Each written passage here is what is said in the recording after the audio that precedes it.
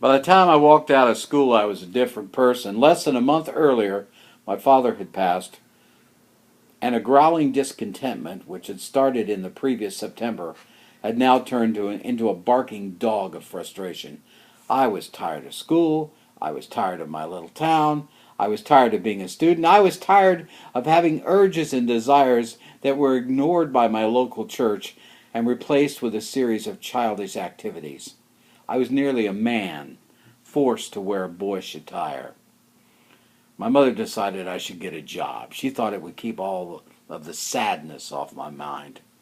That year, the local youth corps was offering employment to students to assist local businessmen in their pursuits at $1.10 an hour.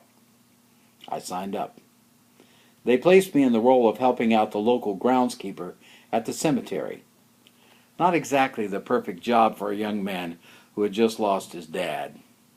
There was no grave digging involved. My responsibility was to mow around the tombstones in a 14-day pattern. By the time I finished the 14th sector of the cemetery, it was time to go back to the first section and start all over again. I could not imagine anything that personified the futility of my soul like this particular ritual.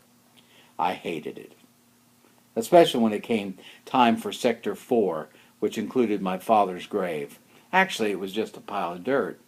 It was too soon for grass to have grown, and I felt compelled by some sense of nostalgia to stop and pay my respects.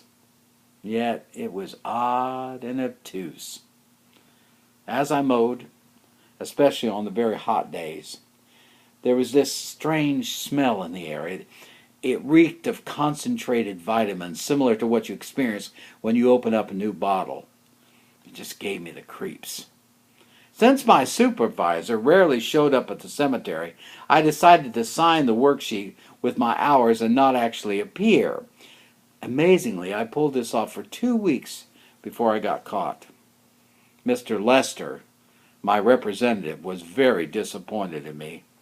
I was fired. I was mostly relieved for 2 reasons. I didn't have to keep lying, but mostly, I didn't have to keep working.